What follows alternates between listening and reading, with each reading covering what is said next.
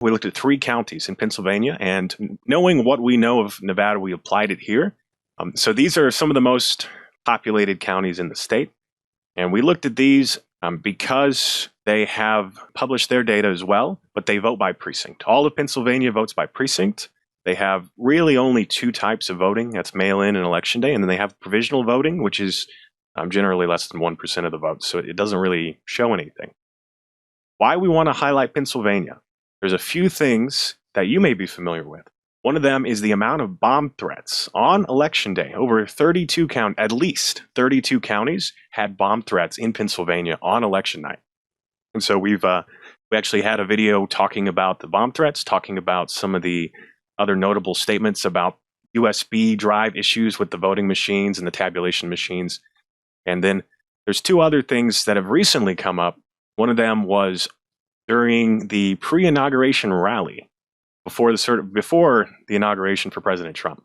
He specifically mentioned Pennsylvania, and he referenced the vote counting computers in Pennsylvania and how Elon Musk knows them, and that they won Pennsylvania in like a landslide. It was very concerning, and the night that happened, my inbox was full. So people are concerned about that.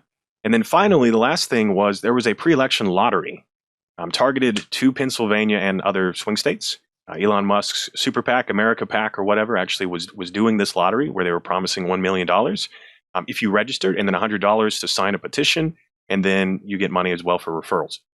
The reason why we highlight this, it was questionably legal in the sense you're not really allowed to give people money to vote, but I think they fought that court battle.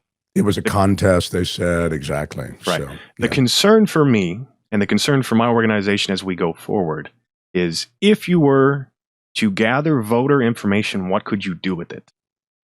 And so the concern is if you had everything you needed to vote for someone and you had the ability to manipulate the machines, could you vote for people that didn't vote?